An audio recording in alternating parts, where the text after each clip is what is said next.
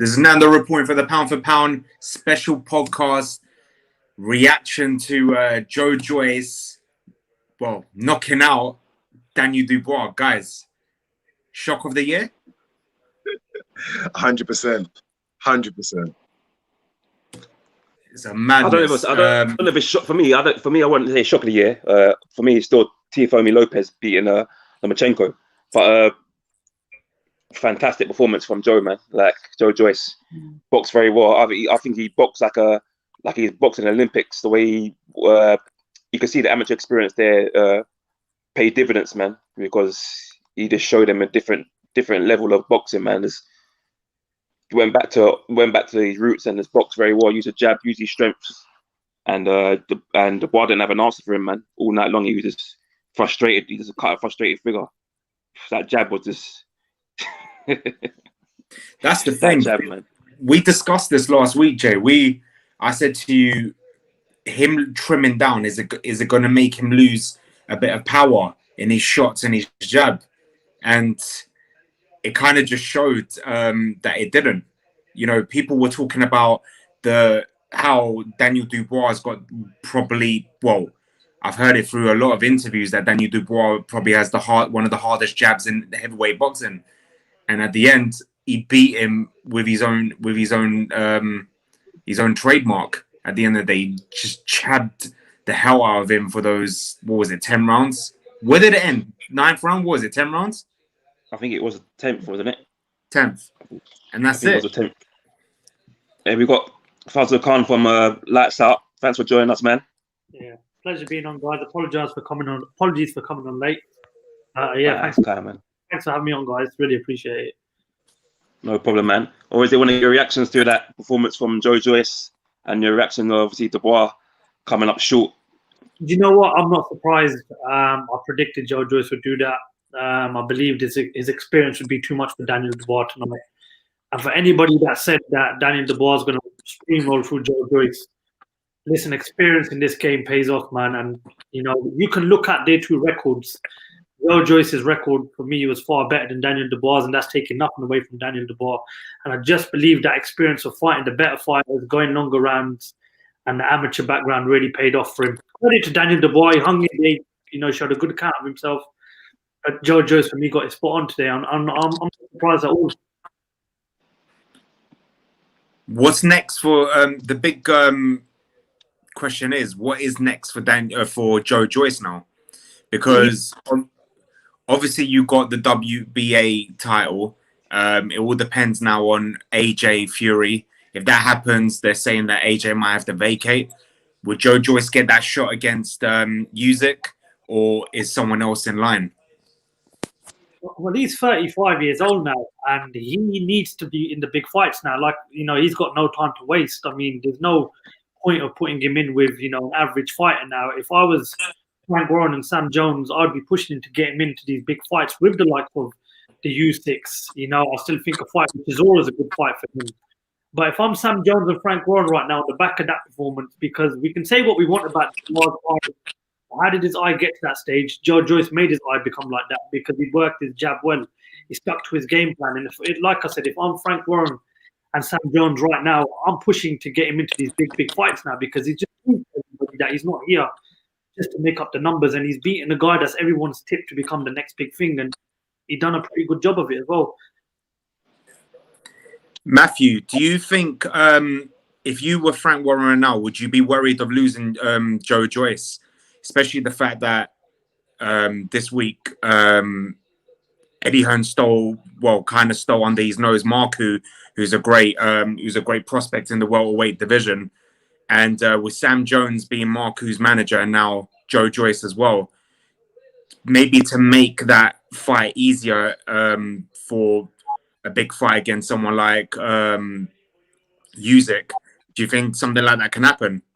I think it could. You only think the way that Frank Warren treated Daniel like the golden boy, he kind of put that, you wouldn't even have known that they were managed by the same the same team. Exactly. The way that he treated Daniel was like the golden boy. He could do no wrong. He made the audience believe that Daniel was going to run through Joe and it wasn't going to be a problem. That that this isn't too soon for Daniel, that this is needed. So I think in a way, Joyce owes no loyalty to Frank, so he could go. It's more about his career. So I think, yeah, I think he could go, to be honest. But I'm just really shocked. I thought Daniel could maybe get him out early because the way that Joyce is so slow, stiff, very robotic. I've never seen Joyce jab as much as that in my life. Really good performance. I'm kind of like blown away. I'm surprised at how well he performed. He didn't perform that well against Deverne. He didn't perform that well against Brian. Sorry, I forgot. Brian Jennings. Yeah. He didn't perform that well. I haven't seen Joe Joyce look so good, but I guess it's the opponent, isn't it? Yeah, I'll have to agree with him. Obviously, for me, he just used his strengths very well. Like he didn't try to engage in a war with him because he knows if he can't go toe to toe with him in terms of punch power. But he went back to his amateur days and experience and has used the jab very well. And the way he threw the jab out, he just basically jabbed him all night till he closed the eye. And you could see towards the end, he wasn't just throwing a jab; he was throwing little 1-2s as well. So he'll throw the left jab, he'll throw the left hand jab, and then he'll come in lead with the right hand as well. And after 40, he boxed really well. And another thing I have to give him, give him credit for, is his head movement and the way he's moving out of the reach of Dubois' right hand. You actually see some of the shots he was whilst throwing his right hand, he was actually moving away. So even if he was to land, the power is going away because he's actually moving his body. So I just think the movement, the head movement and the footwork of Joe Joyce tonight was very, very good as well. I think people probably don't give much credit for that, which I think they should tonight after that performance. I personally think Eddie might snatch him up because Eddie's got a lot of fighters that he could have some good bouts with. I could imagine a fight with him and Dillian White. That would be amazing. I can see Eddie snatching him only for the reason that to keep the WBA at Matchroom. For argument's sake, if AJ vacated, he fought Usyk.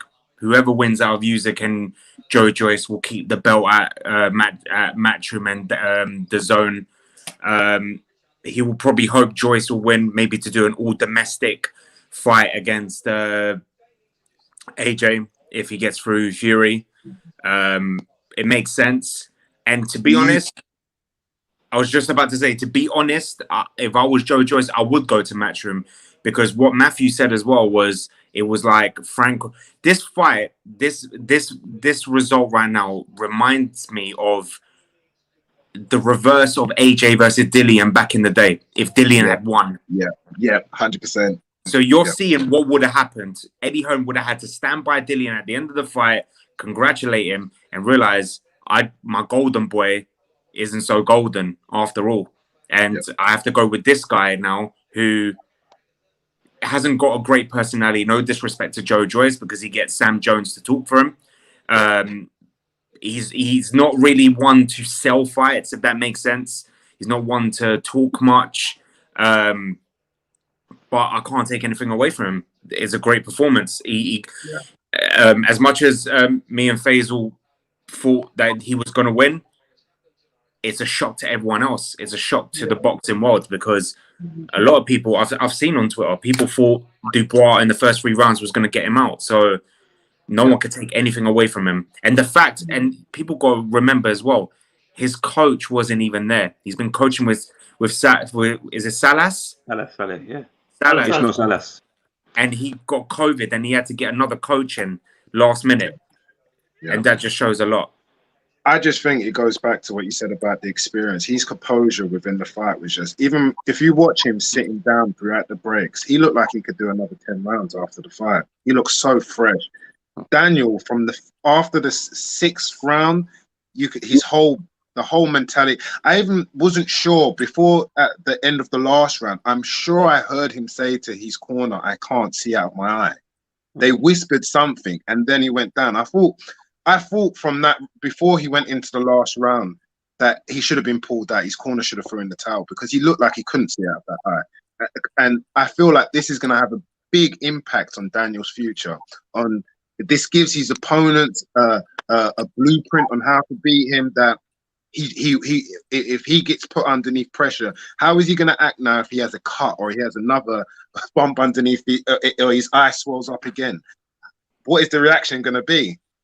I think he's kind of put himself in it now, Daniel. His next fight's going to be very interesting to see. You know, I've said it for a long time, right? That in this game, experience is everything. Now, we've seen something very similar in it was last year when Yard fought Kovalev. You've seen the experience between the two was huge. And look, I've got nothing against Daniel Dubois. I think he's a great talent. I think he's a ferocious puncher.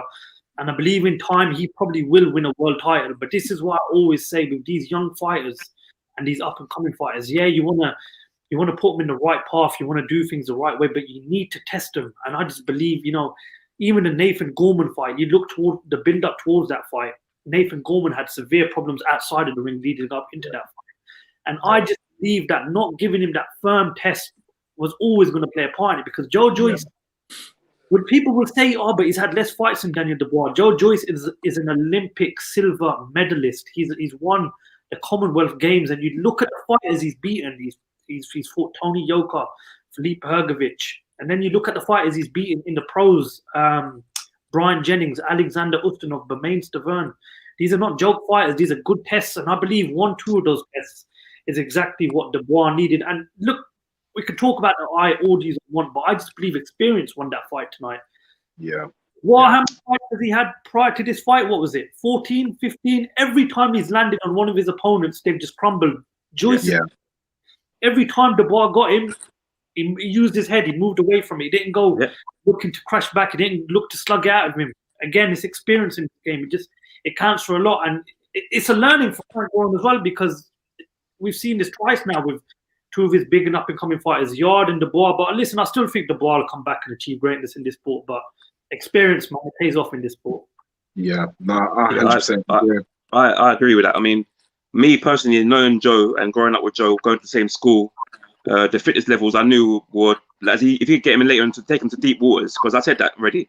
If Joe could take man to deep waters, you'll see a different fight, and that's what you saw today. And I just believe that in terms of this guy, for me, he's been boxing a long time. Obviously, amateur.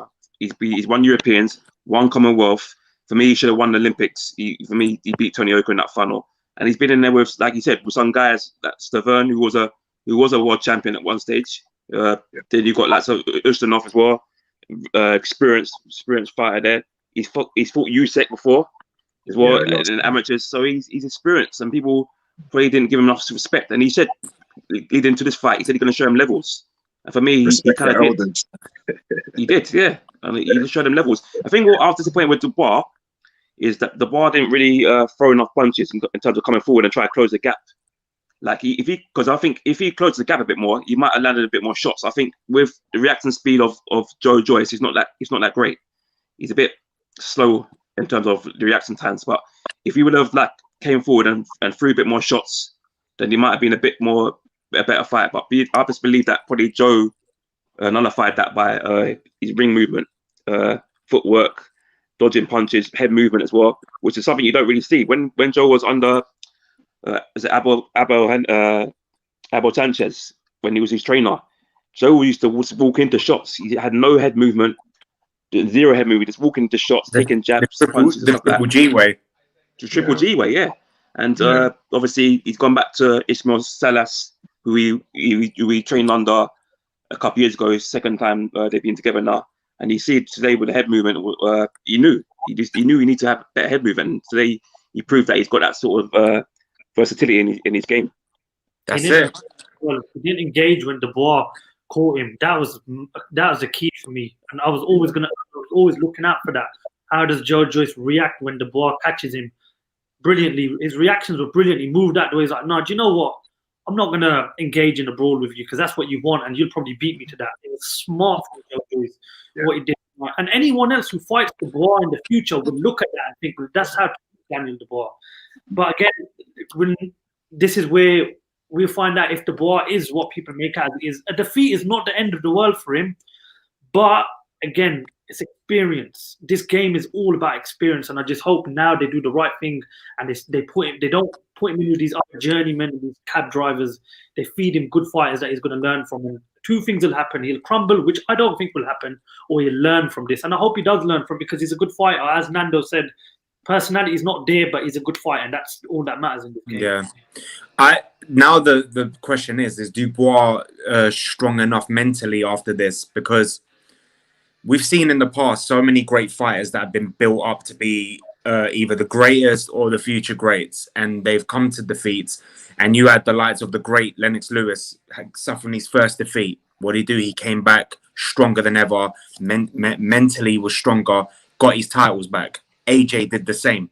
People may criticize him that it was a boring performance against Andy Ruiz. Use that sweet science. Now Dubois is a different kettle of fish. People building this guy up as the next future, the guy who apparently knocked out AJ in sparring. Now, and I said this to Jermaine, I messaged him after the third round. I can see in Dubois' face, the guy was shocked, because he's never been in that situation before where he's been hit so many times, and he didn't know what to do. Because he's, like Faisal said, he used to hit people and they will crumble. He's never been in that situation before. In the first round, after the first round already, my man's face was red. Like, those jabs was connecting nicely, and now we got to see how strong he is mentally after all that hype to come back, because he's young, and that's what I'm worried about. Because the other fighters like AJ and Lennox, they were already experienced with that. You know what? I think he'll be fine in terms of his comeback. Obviously, we forget that he's young. He is a young guy. You look at Dillian White, the way Dillian White came back from that loss against Anthony Joshua. There's no reason why Dubois can't do the same. But like you said, like Faisal said, you wouldn't say that it was different. Where Dillian White is the heart of Dillian White. Dillian White would never give up like that. Dillian White would go out on his back than rather give up like that. And you know that about Dillian. He's an absolute animal. I think that's the biggest thing about Daniel, that he actually took the knee. That's a big thing for a fighter to take a knee. Getting knocked out is one thing, but taking a knee and actually showing that I'm defeated, and especially he jabbed him in the eye, and that's what made him take the knee. Which is, I was amazed. I had to watch it back. I can't believe that he jabbed him, made him take the knee, and that was the end of the fight. No, I disagree with that. For me, how does a fighter build back? What's the word I'm looking for? He's because Daniel was seen as the boogeyman. Whoever got in the ring with Daniel, everyone was scared of him and intimidated. I really feel like Joe Joyce might have been the first person that got in the ring that wasn't intimidated by him, and probably intimidated Daniel by taking his shots straight on. I see Daniel land a shot to his jaw. Did absolutely nothing to Joyce. He walked straight through it. I couldn't believe it. Like, I was very surprised. Joyce is very good at soaking up shots. I don't know how he does it, but he can soak up shots that look like they have a big impact. But he takes them well, and then when the fighter starts to I believe every fighter has their moment of pressure that they put on, and then they stop. And Joyce is very good at waiting for when you when you stop putting the pressure on and you take a little break. Then Joyce starts putting pressure on you and starts picking at you. And that's what he kept doing with that jab. Every time Daniel would take a little back step to try to get a little breather, just kept picking at him. Wouldn't even let him think. Every time, just kept picking at him. Brilliant game plan. And I love the way that him and his coaches were talking to each other. There was a part where his coach asked Joyce's coach asked him, do you know what round this is? Which to me means that there's some sort of plan, or they were very organized and planned in the way that they fought Daniel. Very, very organized and planned.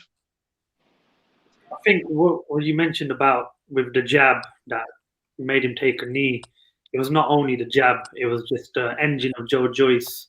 You know, it was the game plan of Joe Joyce. It was his movement. For once, Joe Joyce's head movement was actually good, and it was going into deep waters. But when you're not used to that and all that comes at you at once, it's difficult. I mean, people will say, was Sergei Kovalev's punch on Anthony Yard that finished the fight a great punch? Was it a devastating punch? No, it wasn't.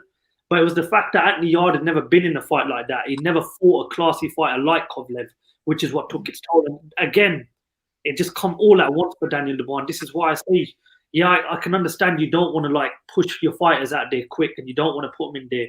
But unless these fighters don't get tested, when you put them in the ring with an actual test, and you expect them to come through it through flying colours, It doesn't happen. And now it's not the one person that's going to learn from this fight is Frank Warren, because we both know Dubois and Yard are his biggest assets, and they're two of his biggest fighters that he's got in the stable right now. And unfortunately, when they've had to step up, they haven't. They've come up short.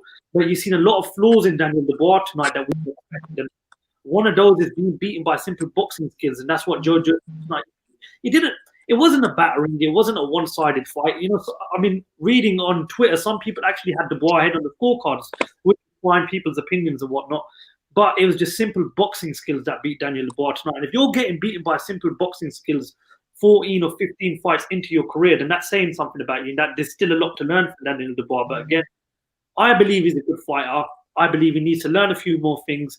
But I also believe he needs to be in with better opponents now. He needs to be in with stronger opponents. And that's exactly how he's going to learn.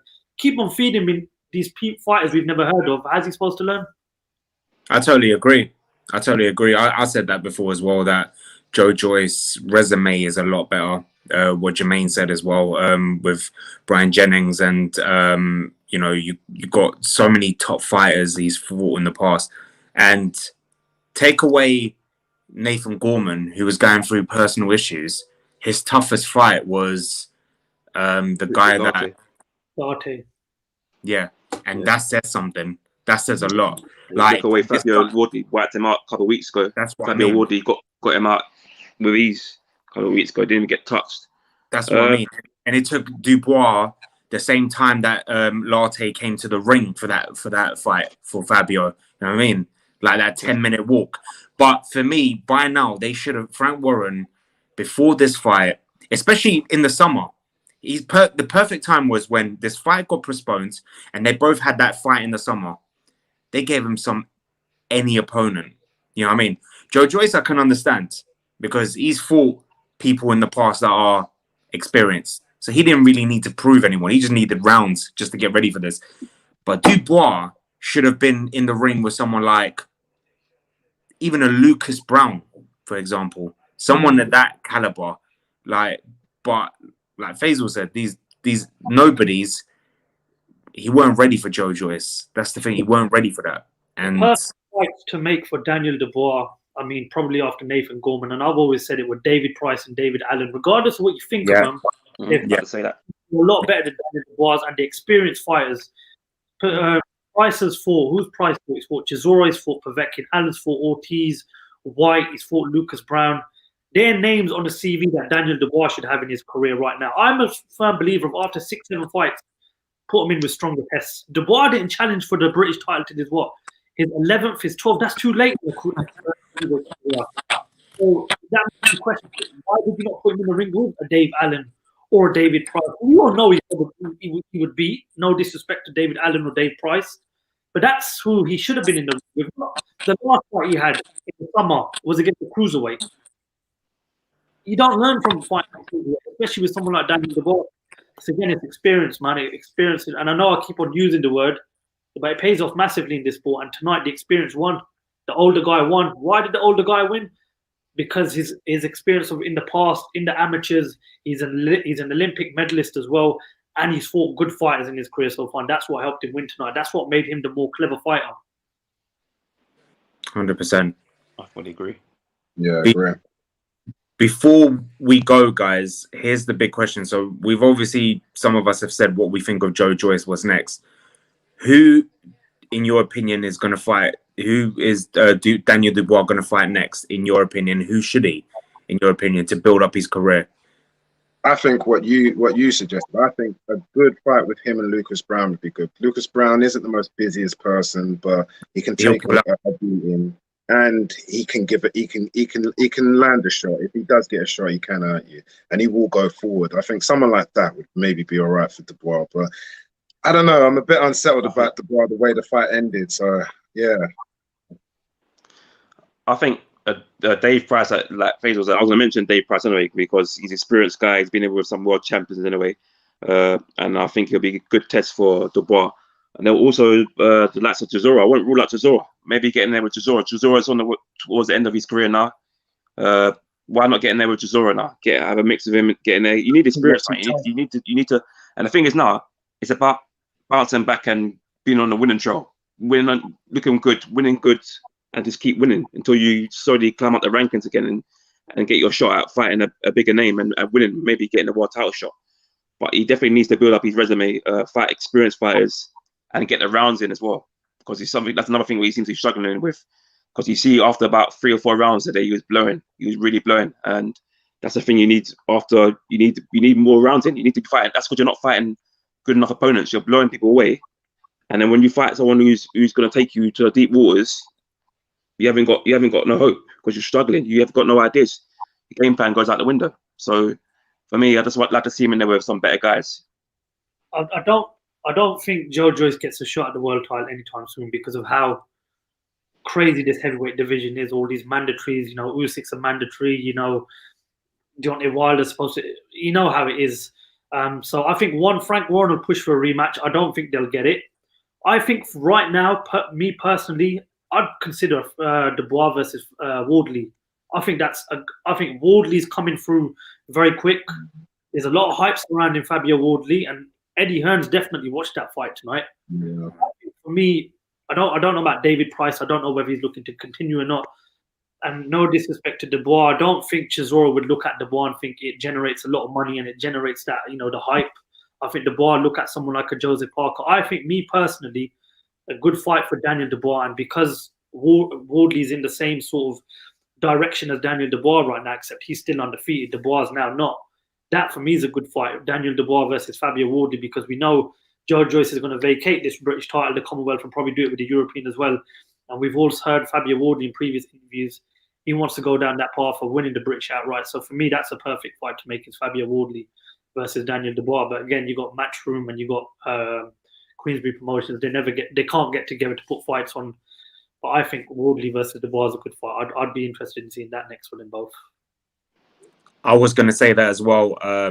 As much as I would love him to fight the 3 opponents you guys said, Eddie Hearn and Frank Warren ain't going to sit down anytime soon for a meal at Nando's and deal with this. So unless Dubois crazily get signed by Matchroom, that's not going to happen. For me, I personally wouldn't even go for a British fighter. For me, I go for someone that has fought for a world title, and I will go for someone like, you'll laugh at me, Dominic Brazil. Nice. Very good. Nice, good shot. He would be a good opponent. Yeah, no, he's a perfect opponent. Why not put him in Ortiz? Put him, because he needs to be. Listen, the guy needs to be tested again, because and again, I don't want to keep on repeating the same thing. I only think they're just going to put him in with fighters we've never heard, and that's not good for his career. But who knows what's going to happen? Ortiz will take out the other eye, mate.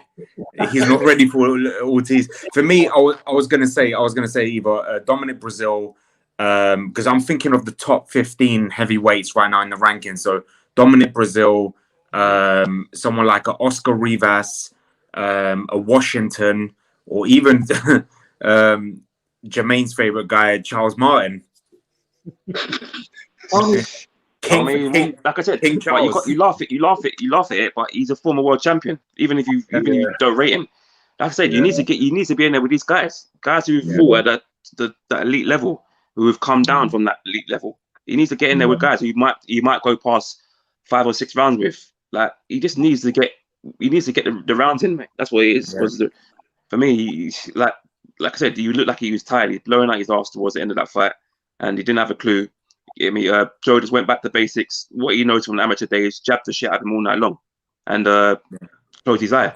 And I can't really get him for taking a knee going down, because you want to fight another. You want to live to fight another day. And that eye was for me. I said to Nando before, I could see that eye completely closing and the fight getting stopped, and I wasn't wrong. So for me, you can't really jump on him for taking a knee and going, "Oh, his eye's gone." For me, he needs to do what he needs to do, and there's going to be bigger and better fights. He's going to hopefully maybe go on to be a world champion. So yeah, like I said, just get back in there with some decent fighters, man. Stop giving us these bums, because we don't want to be paying to watch that. 100%. Guys, before we end this, one question. Just tell me how it's going to end. Tyson versus Roy Jones. How's it going to end? Jermaine, as you're the big Roy Jones fan, I'm going to start with you. I said I ain't going to watch that fight. I told Faisal on Lights Out I'm not even going to watch that fight. But it's two legends, man. Two idols of mine growing up. I love Roy Jones, man. For me, Roy Jones is my favorite fighter of all time. That's just my opinion. Like, I love Roy Jones. But obviously, there's no winner. I don't know if the rules have changed. You can't. There's No, no you can knock out. You're allowed to knock out. Okay, so wow. Okay, that makes it a bit more interesting. I think Tyson's going to go in there to take his head off, innit? That's all Tyson knows. He's not going to go in there to try to box at Lennox Lewis or Tyson Fury. He's going to go in there to try to take his head off. So I think Roy Jones beats him. Oh, but I think he beats him on points. If it can be a winner that way, I think Roy Jones beats him on points. Okay, Matthew. I say Tyson. I think Tyson's good. I think you can't. I think even though Tyson's a certain age now, he's still Tyson. He's still going to be looking for the knockout. And I don't know. I still think I believe Tyson will take it. Faisal? That's my opinion. They're all knackers and both out, and the fight just ends there. No, do you know what? Looking at him last night in the weigh-in, I just looked at Tyson, and it was just like looking at Tyson in any other weigh-in. And I think Tyson's going to do it one more time. I think we're just going to get one last hurrah. I think Tyson's going to knock him out. But as long as nobody gets seriously hurt, I think that's the main thing. But I do see Tyson that time. I personally think Tyson's going to win on TKO. Not because I'm a huge Tyson fan. I kind of want it because I want Tyson after this to fight one more time. And it's the fight I've wanted for a very long time. And that's against Shannon Briggs. And that's the fight I want. Because there's going to be no respect there. As much as they respect each other in that, when that bell rings, that's it. It's war, and someone is going out, and I will love that because that's the fight I always wanted between these two. You know what? Let's go, Jab. Let's go, Jab. Put Shannon Briggs in with Dubois next. It might get him to speak up a bit more in his press conferences because we know what Shannon Briggs is. Do you know That's what? why I said he needs to Shannon Briggs. He needs to be, like I said, Dubois needs to go in there with Chisora, man, because Chisora will throw tables at him, and that's what you need. For real. But guys, thank you for joining us on this podcast. It was a pleasure to have you guys. Hopefully we could do some more soon. And this is the Pound for Pound Boxing Show. Guys, take care. There you go.